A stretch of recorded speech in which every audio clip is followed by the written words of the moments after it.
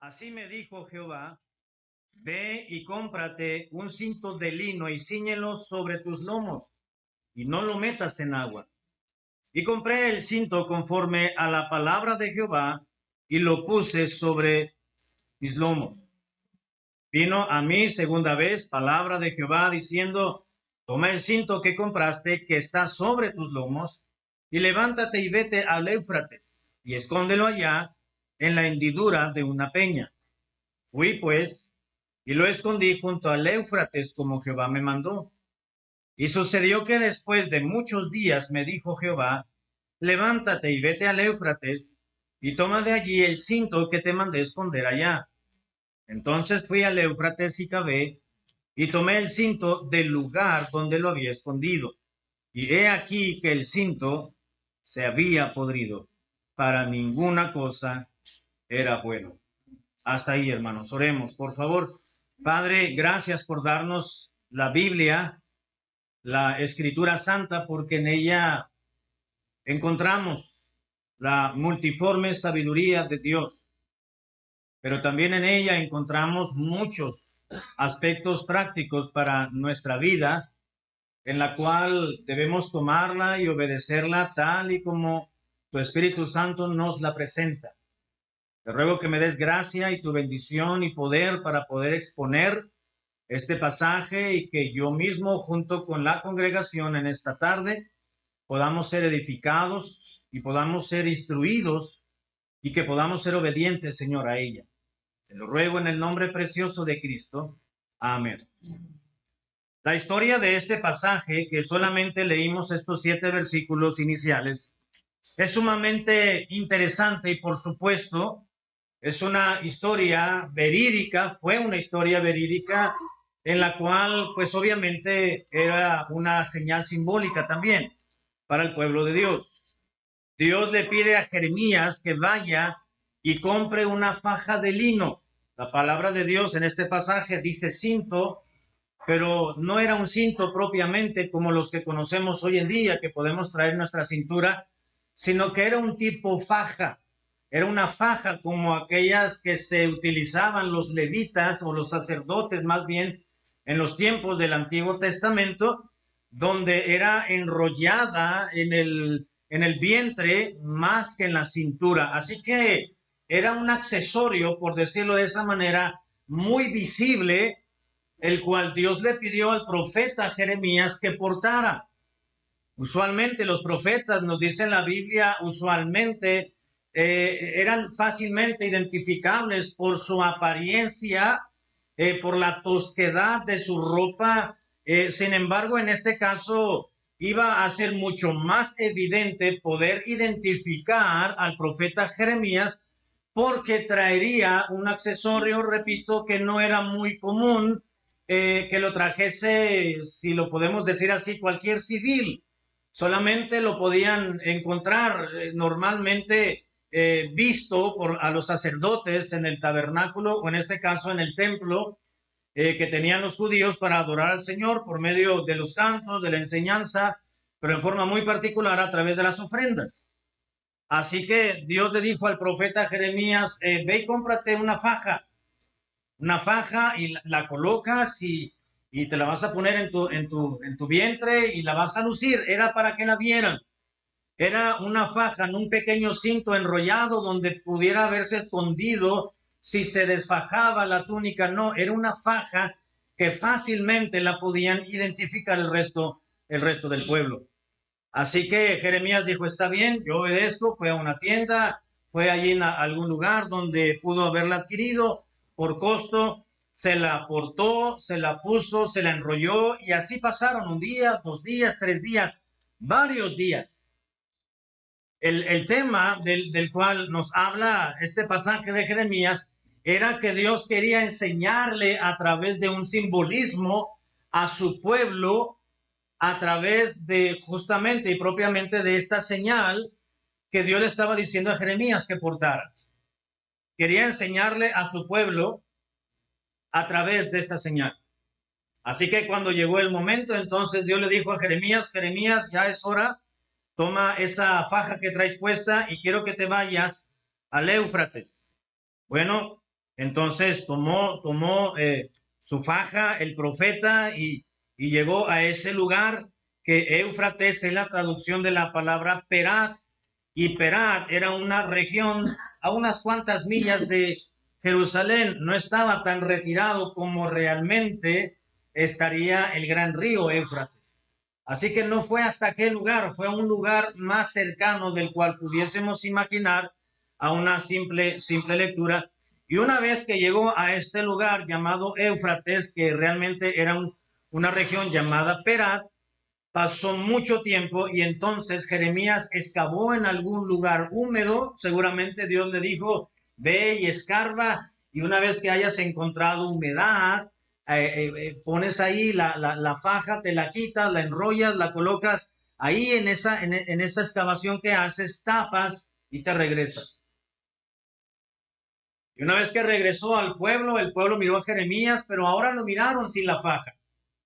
Por muchos días, por varias semanas, quizás miraban a Jeremías que iba y venía y pregonaba y predicaba y les hablaba al pueblo y les advertía seguramente el mensaje de Dios, y el pueblo miraba a Jeremías, a este gran profeta, lo escuchaba pero nunca lo atendía.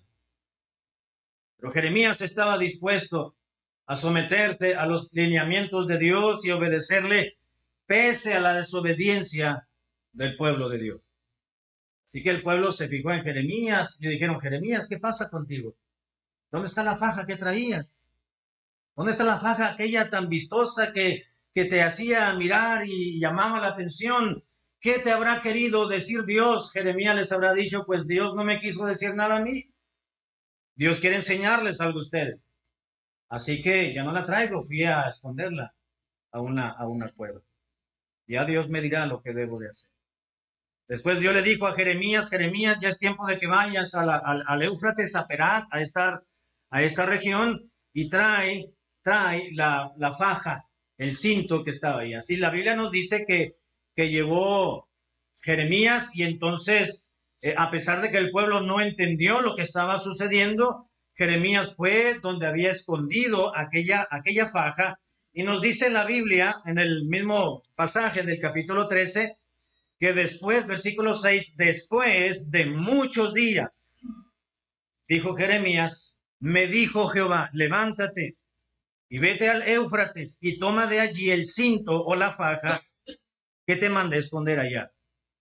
Entonces fui al Éufrates, dijo Jeremías, y cavé y tomé el cinto en lugar donde lo había escondido, y he aquí que el cinto se había podrido, para ninguna cosa era bueno. Ahí está. Jeremías, hasta este punto, seguramente habrá entendido el simbolismo.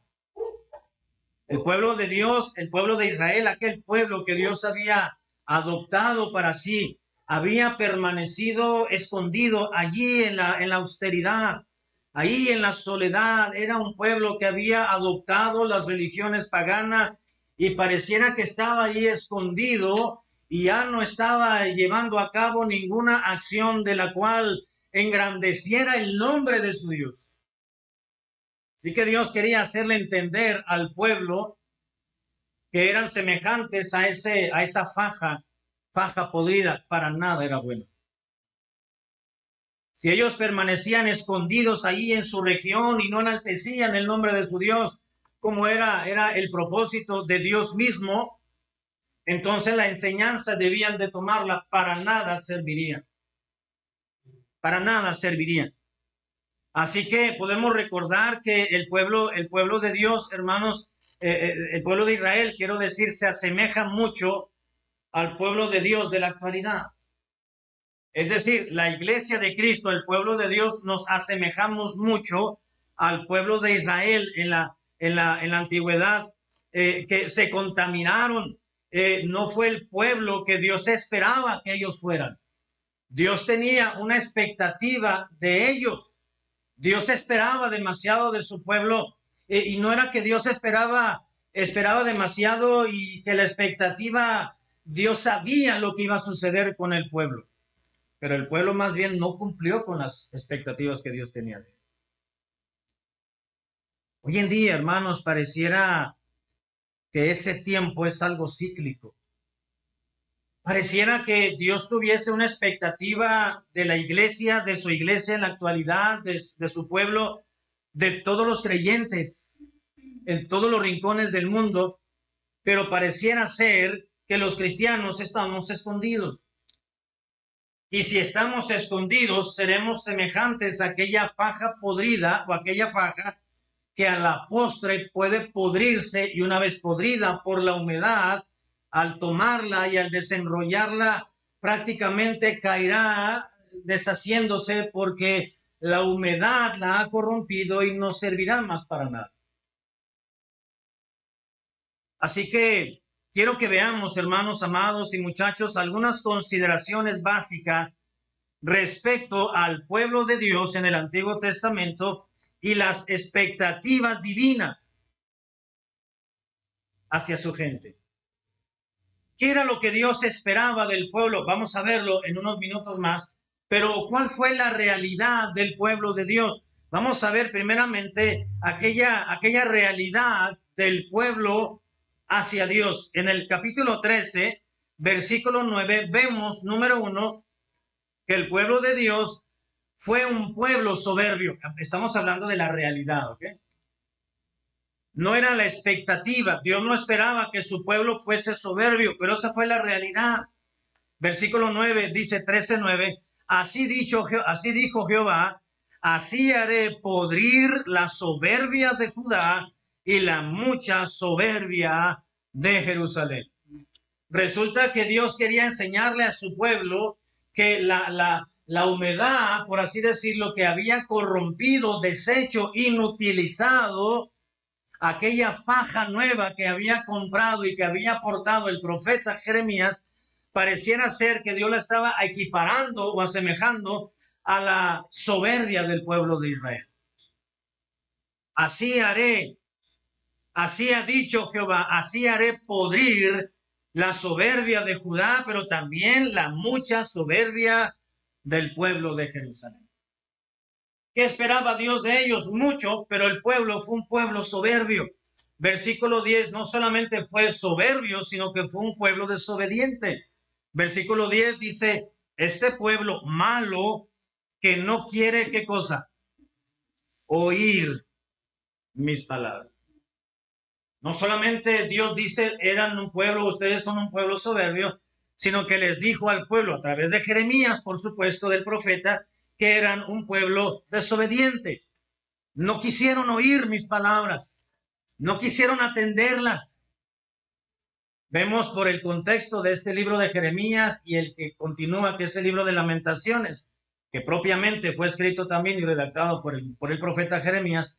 Vemos que el ministerio de Jeremías, hermanos, podemos humanamente decirlo, fue un ministerio infructuoso.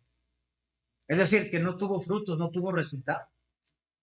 Si usted ha leído el libro de Jeremías, no vamos a ver a nadie que se arrepintieron por la predicación de Jeremías. Y eso generó, eso produjo un gran sentimiento en Jeremías. Por eso ese es el motivo por el cual se le conoce a Jeremías como el profeta llorón. Porque iba al pueblo y les manifestaba, les predicaba el mensaje que recibía de parte de Dios, pero nadie se arrepintió. Nadie rectificó sus vidas. Nadie se detuvo a hacer una pausa y analizar sus caminos. Y Jeremías predicaba, gritaba, presentaba un mensaje de restauración, de arrepentimiento, de justicia, de aniquilación, de consecuencias, de muerte si no se arrepentían de sus malos caminos, si no rectificaban. Pero el pueblo nunca cambió. Y eso llevó a que Jeremías se conmoviera fuertemente, hablando sentimentalmente, y Jeremías lloraba. Note el libro poético que escribió Jeremías, Lamentaciones. Y usted lee el libro de Lamentaciones y es justamente eso, lamentos de Jeremías por el pueblo de Dios. Jeremías llegaba con una vehemencia y con un poder para predicar al pueblo y el pueblo lo escuchaba y se iba. Y Dios les recalca y les dicen en el versículo 9, así haré podrir la soberbia, versículo 10, porque son un pueblo malo que no quiere oír, no que no podía oír, sino que no querían oír. Y el no querer, hermanos, habla de una decisión personal, es una acción de la voluntad, quiero decir. Ellos decidieron oír a Dios a través del profeta. Dios no se les iba a aparecer para hablarles y enseñarles, Dios lo iba a hacer a través de un predicador. En este caso eran los profetas en el Antiguo Testamento, y parte del Nuevo Testamento Dios continuó usando profetas que eran los predicadores, lo que hoy en día le podemos llamar un pastor o un evangelista o un misionero. Así que la realidad del pueblo de Dios es que era un pueblo soberbio, fue un pueblo desobediente, fue un pueblo fantasioso. El mismo versículo 10 continúa diciendo, este pueblo malo, que no quiere oír mis palabras, que anda en las imaginaciones, dice la Biblia, de su corazón. Anda pensando, imaginando dentro de sí mismo. Era un pueblo fantasioso. Era un pueblo que se dejaba llevar por su creatividad, no por lo que Dios les había manifestado, no por las señales que podrían ver a través de los profetas que Dios escogió, sino que era un pueblo fantasioso, imaginario. Se imaginaban, pensaban, no creían, no querían creer, no querían oír, pero sí les gustaba imaginarse, fantasear con las cosas espirituales, con las cosas de Dios. Sí querían escuchar lo de las religiones paganas y tomarlas, y entonces imaginar que esa nubecita que andaba por ahí puede ser una señal de parte de Dios, que Dios no. Imaginaciones. Era un pueblo fantasioso. Era un pueblo idólatra. De la misma manera nos dice el versículo 10, tercera parte, es un pueblo que anda en las imaginaciones de su corazón y que va en pos de dioses ajenos para servirles y para postrarse ante ellos. Era un pueblo idólatra. El versículo 9 nos dice que era un pueblo malo. Dice al inicio del 9, así ha dicho Jehová, así haré podrir la soberbia de Israel y la mucha soberbia de Jerusalén. Versículo 10, este pueblo malo. Era soberbio el pueblo de Dios, desobediente, fantasioso, idólatra. Era un pueblo malo a los ojos de Dios. Versículo 10 continúa diciendo, este pueblo malo que no quiere oír mis palabras, pero sí las imaginaciones y las fantasías de su corazón. Era un pueblo rebelde. ¿Sabe que la desobediencia es rebeldía? Usted busca en el diccionario lo que quiere decir rebeldía y sencillamente dice no acatar las órdenes. Y no acatar una orden, hermano, es desobediencia, ¿verdad que sí? Así que no querer oír, como dice el versículo 10, es rebeldía ante los ojos de Dios. Así que esta era la realidad del pueblo de Dios, pero vamos a analizar cuál era la expectativa de Dios para con su pueblo. Primero, si me acompaña al versículo 11 del capítulo 13, donde estamos, Jeremías 13:11 dice, porque como el cinto se junta a los lomos del hombre, así hice juntar a mí toda la casa de Israel y toda la casa de Judá, dice Jehová, para que fuesen por pueblo, para que me fuesen por pueblo y por fama, por alabanza y por honra, pero no escucharon. Dios esperaba a ellos. Él tenía una expectativa, dice, pero ellos no quisieron ser como yo esperaba. ¿Cuál era la expectativa de Dios para con su pueblo? Dice, hay una frasecita ahí en el versículo 11, dice que Dios esperaba, dice Jehová, para que me fuesen por pueblo y por fama. Dios quería, hermanos, que su pueblo fuese un pueblo de fama. Pero la fama hemos de entenderla en el concepto correcto, no en el concepto. Cuando escuchamos fama, el término fama que se nos viene a la mente, lo primero es la farándula, por ejemplo, ¿verdad? Los famosos, las actrices, los actores, los que tienen dinero, aquellos que salen en películas o los productores, y aquellos que están envueltos en tantas situaciones de moralidad.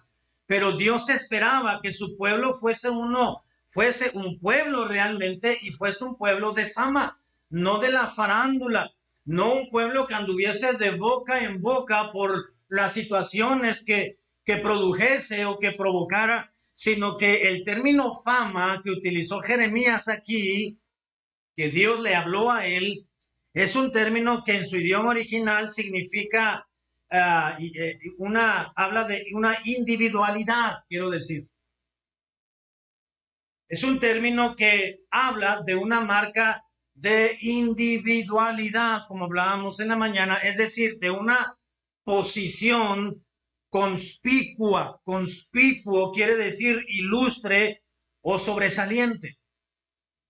Cuando Dios declaró en este versículo que Él esperaba que su pueblo, su gente, fuese un pueblo, realmente lo que es un pueblo, y también que fuese un pueblo de fama, es que Dios estaba esperando que el pueblo de Israel fuese un pueblo único, que actuara de una manera tan individual respecto a la posición tan ilustre y tan sobresaliente que Dios deseaba que ellos fueran. Ay, hermanos, que debió haber en sus inicios, debió el pueblo de Israel de ser un pueblo conspicuo, es decir, ilustre, ¿verdad que sí? Cuando salieron de Egipto, de la esclavitud por 430 años, ¿de qué manera tan espectacular, se me permite el término, salieron? Para empezar, toda aquella parafernalia con la cual se presentó Moisés y su hermano Aarón para poder hablar con Faraón, y aquellas plagas que Dios utilizó para manifestar su poder, y toda la grandeza del poder de Dios, y la dureza del Faraón, y hasta finalmente se ablandó el corazón de Faraón hasta cierto punto, y el pueblo más de 600,000 hombres, dice la Biblia. Así que eran más de 2,5 millones, entre hombres, mujeres, ancianitos, ancianitas, niños, jóvenes, los de brazo, entre todos, y los animalitos que también llevaban. Era muchísima gente, era prácticamente toda una nación. Salieron, se toparon con el mar, pero eso fue un problema para Dios. Señor, ¿y ahora qué hago? Dijo Moisés, está el mar. No, pues agarra tu varita y pégale. Le pegó y se abrió el mar. Pues vénganse, dijo Moisés, crucen porque nos persiguen. Y cruzaron en seco, ni siquiera se nudaron los pies, las sandalias, ¿verdad, hermano? Qué espectacular. Vamos a decirlo así, qué espectacular huida de la esclavitud. De manera que cuando llegaron y cruzaron el Mar Rojo, el Mar de Cañas, que se cree que es la parte del Mar Rojo más angosta por donde pudieron haber cruzado, venían los egipcios, Dios volvió a cerrar el mar. Todo eso, hermanos, toda esta historia se corrió. Se platicaban en las naciones, entre los pueblos. Era un pueblo ilustre. Dios les dio de comer durante esos 40 años en el desierto. El pueblo de Israel jamás tuvo hambre. Claro que no comieron suadero, ni tripitas, ni nada de eso durante el desierto, ¿verdad? Pero comieron carnita todos los días. Comieron codornices hasta que les saliera por las narices, les digo. Sí dice la Biblia, ¿verdad? Todos los días caía pan del cielo, el maná. Una hojuela media dulcecita, ¿verdad? Que no le hacía daño a los diabéticos, pero tampoco los dejaba con hambre a los que eran de mucha hambre, de mucho apetito. Día tras día, Dios se encargó de proveerles la porción suficiente que necesitarían. Agua de a montón. No llevaban tinacos, pero quizás llevaban sus valijas, sus bolsas de cantimplora, seguramente de piel, y donde llegaban a un oasis o entraban a un pueblo, compraban los víveres y el agua para darle de beber a sus pequeños, para ellos mismos, para sus ganados que llevaban. Y cuando se topaban con agua amarga, Dios la convertía en agua dulce. Dios nos consintió demasiado, ¿verdad? ¿Verdad que sí, hermano? Dios nos consiente demasiado, usted y a mí, ¿no es cierto? Todos los días Dios nos consiente. La pregunta es, ¿lo merecemos? No creo. pero Dios nos ha puesto por su gracia en una posición privilegiada. Dios colocó de una manera ilustre a su pueblo, pero con el paso de los años, del paso del tiempo, ellos desvirtuaron esa posición. Y Dios les dice, ustedes son un pueblo soberbio, desobediente, fantasioso, idólatra, malo, rebelde, pero yo siempre he deseado que ustedes sean un pueblo de fama. Dios espera, queridos hermanos y muchachos, que cada uno de sus hijos, de donde quiera que estemos o en donde quiera que estemos, seamos como una marca única y sobresaliente. Eso quiere decir que Dios deseaba que su pueblo fuese un pueblo realmente, pero un pueblo de fama, uno de una marca única y sobresaliente, que se note que son una especie que le pertenecen al soberano, al rey de los reyes. Marca única, de calidad. Nos dice la Biblia en 1 Corintios capítulo 1, por favor, 1 Corintios 1:26, las palabras siguientes. 1 Corintios 1:26 dice la Biblia así. 1:26, 1 Corintios. Pues mirad, hermanos, vuestra vocación, que no sois muchos sabios según la carne, ni muchos poderosos, ni muchos nobles, sino que lo necio del mundo escogió Dios para avergonzar a los sabios, y lo débil del mundo escogió Dios para avergonzar a lo fuerte. Leí 1 Corintios 1:26 y 27. Pues mirad, hermanos, vuestra vocación. ¿Se da cuenta cómo Pablo se está dirigiendo a los hermanos de Corinto? Mirad, hermanos, escuchen lo que les voy a decir, les dijo Pablo. Es una carta, pero quien se la esté leyendo, pongan atención, decía Pablo. Mirad, hermanos, vuestra vocación. Es decir, su posición. La posición a la cual Dios les ha puesto a ustedes, tan ilustre, tan única, tan singular, tan privilegiada, tan individual. El pueblo de Dios, hermanos y muchachos, debe reflejar el carácter de Cristo, la nobleza de Dios, las virtudes de Dios, la gloria de Dios manifestada en su propia vida. Dios espera de su pueblo, un pueblo de fama. ¿Es correcto el término fama? Sí, es correcto. Pero no se está refiriendo a la farándula, se está refiriendo a un pueblo único, sobresaliente, con una individualidad. La pregunta es, ¿somos usted y yo un pueblo de fama? Alguien podrá decir, no, pues a mí me conocen en el trabajo, a mí todo el mundo me conoce. Pero ¿cuál es el motivo por el cual lo conocen? A lo mejor tiene un carácter de un ogro. No, a mí en el barrio todo el mundo, los vecinos, al menos los vecinos de al lado y de enfrente me conocen, sí, pero no será por la lengua que uno tiene. Es que nos pueden conocer por muchos aspectos, ¿no es cierto o no? O por buscapleitos. Estar a la defensiva, llega alguien allá afuera a ver su mensaje en su carro y ya está usted en la ventana viendo aquí, ¿verdad? Con una pistolita de madera para ver, matar a la gente. Ahí lo pone así en la sombra y le hace sombra para que vean que Dios espera que su pueblo sea un pueblo de fama, un pueblo ilustre, un pueblo sobresaliente. Dios espera que su pueblo sea un pueblo de alabanza. Vamos, si regresamos a Jeremías capítulo 13, Jeremías capítulo 13, versículo 11, el mismo versículo dice, porque como el cinto se junta a los lomos del hombre, así hice juntar a mí toda la casa de Israel y toda la casa de Judá, dice Jehová, para que me fuesen por pueblo y por fama, para que me fuesen también por alabanza y por honra. Dios esperaba y Dios espera de su pueblo que sea un pueblo de fama, pero también Dios espera de su pueblo que sea un pueblo de alabanza. La palabra que se tradujo alabanza a nuestro idioma en castellano es un término que significa en su idioma original sencillamente elogio. Específicamente, el término que se tradujo alabanza es un término que se utilizaba antiguamente para referirse a un himno. Por ejemplo, cuando usted y yo cantamos un himno a Dios, estamos elogiando a Dios, estamos enalteciendo, sobresaltando una cualidad de Dios, un atributo de Dios, de manera tal que se tradujo alabanza. Por eso el término elogio. Dios esperaba, y Dios esperaba de su pueblo, y Dios espera de su pueblo hoy en día, hermanos, que sea un pueblo de alabanza, que elogiemos a Dios. El Hijo de Dios debe provocar que los que no lo son le elogien, pero no al cristiano, sino que la vida suya y mía, nuestro andar diario, debe producir en los demás que elogien a Dios, no al hombre, ¿verdad?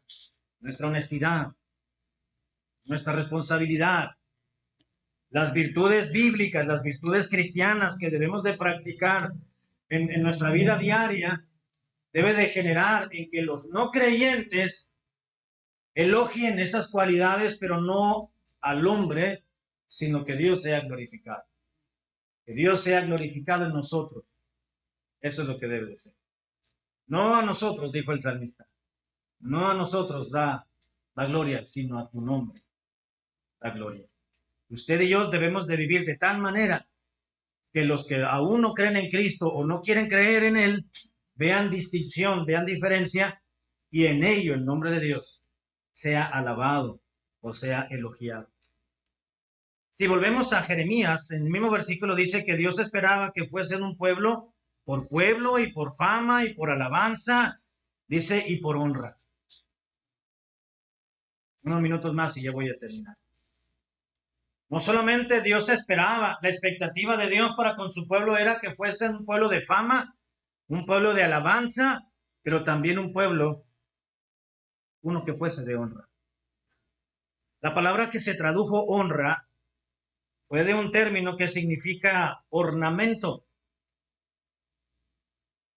un adorno pues. Y este término se aplica en todos los sentidos, en una forma concreta, en una forma abstracta, en un sentido figurado y también en sentido literal. Quiere decir que Dios espera que sus hijos, su pueblo, seamos de ornamento. ¿Qué quiere decir ornamento? Ornamento significa un adorno, pero también significa compostura o un atavío que hace vistosa una cosa. El ornamento no solamente, vaya la redundancia, adorna a una persona. Podemos llevar ornamentos puestos, la ropa que portamos, la vestimenta, la apariencia, debe ser un ornamento que honra al Señor, pero también hay objetos que ornamentan cierto lugar. Por ejemplo, aquí hay unas cortinas, hay unos arreglos, son ornamentos. La pintura es un ornamento porque le está dando vista a este lugar y está cubriendo pues las uniones del emplaste y las correcciones que se hicieron cuando hubo algún chilillo, alguna tachuela que se colocó, se cubrieron, después se pintó ornamento. Las lámparas, aunque están dando a luz, están alumbrando, adornan, hacen ser vistoso el lugar. Dios dijo que Él esperaba y espera de su pueblo que sea uno de honra, uno de ornamento. Ornamento también quiere decir cualidades y prendas morales de una persona que la hacen más recomendable. ¿No es verdad, hermanos, que cuando uno va a una entrevista de trabajo uno debe de ir lo más presentable posible? ¿Verdad? O uno va a tener una cita por X situación, pues uno va de la manera más presentable, quizás no se va con traje o con corbata, pero se va lo mejor posible. ¿Por qué?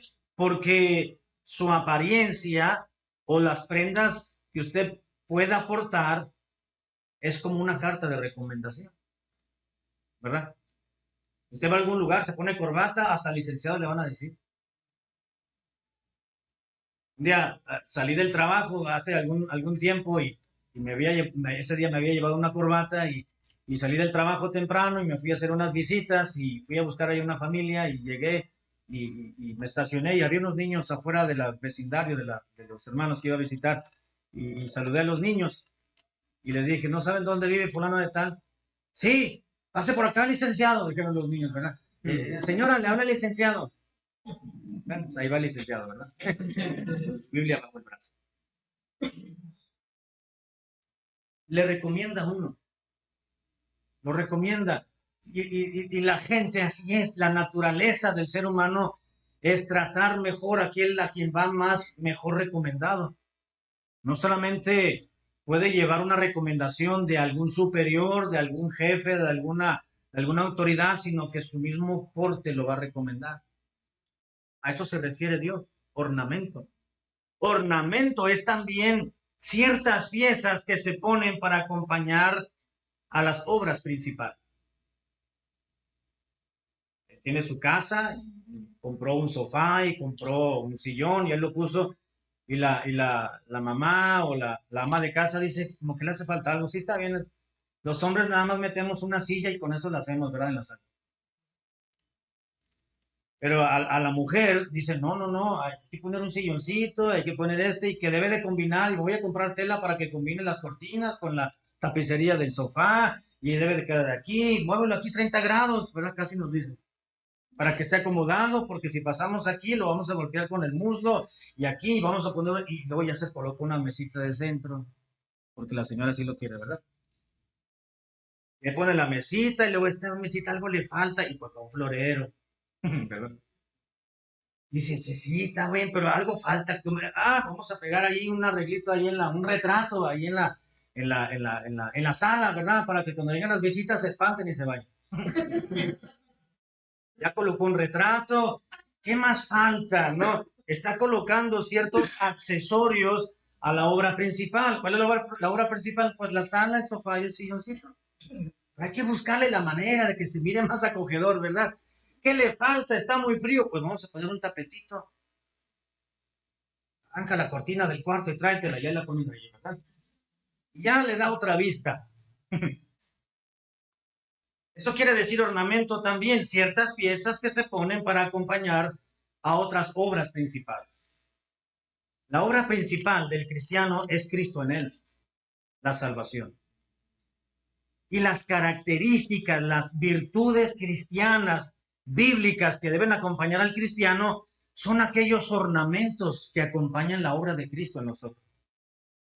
De manera tal que Dios dice, yo quiero que mi pueblo sea un pueblo de honra. Si aquel del Antiguo Testamento no lo fue, el de la actualidad, la iglesia, yo quiero que sea un pueblo de honra, de alabanza, de fama.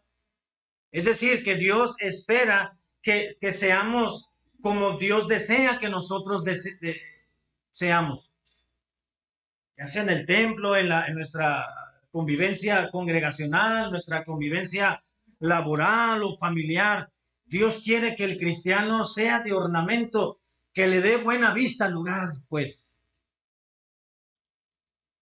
No se ha dado cuenta que ha llegado, en ocasiones llega, por ejemplo, a algún lugar. Vamos a decir, llega a alguna taquería, ¿no? Somos mexicanos, hay que hablar de taquería.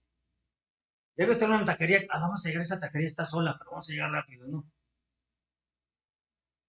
Estamos pidiendo y empieza a llegar gente. ¿No le ha pasado eso? Y llega uno y al rato ya está lleno el lugar. Dice, pues nos paramos aquí porque estaba solo. No había tanta gente, ya se llenó el lugar.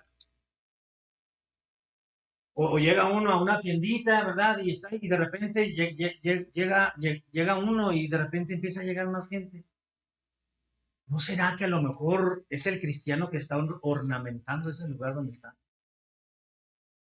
¿No será que esa familia se están convirtiendo varios al evangelio porque hubo uno que decidió por Cristo y le está dando cierta vista a esa familia en general? Se convirtió él, después se convirtió la esposa o el esposo y luego los hijos, luego empiezan los primos, luego los tíos, los sobrinos, los abuelitos, los papás. Puede ser de inmediato, va a ser eventualmente o con el paso de las décadas. Se van convirtiendo a Cristo. No hay una promesa de que uno va a ser salvo y el resto también. Hay un versículo en la Biblia que dice, cree en el Señor Jesucristo y serás salvo tú y tu casa, pero no es una promesa en general. Es una promesa que se le dio en particular a una persona. Pero es verdad también, por otro lado, que la voluntad de Dios es que nadie se pierda, sino que todos procedan al arrepentimiento. Pero Dios respeta la voluntad de cada quien y les da la oportunidad para que puedan ser salvos. Y lo que tenemos que hacer es orar por ellos, por nuestros familiares, por nuestros parientes, para que entreguen su vida a Cristo en su momento, convencidos por la labor del Espíritu Santo.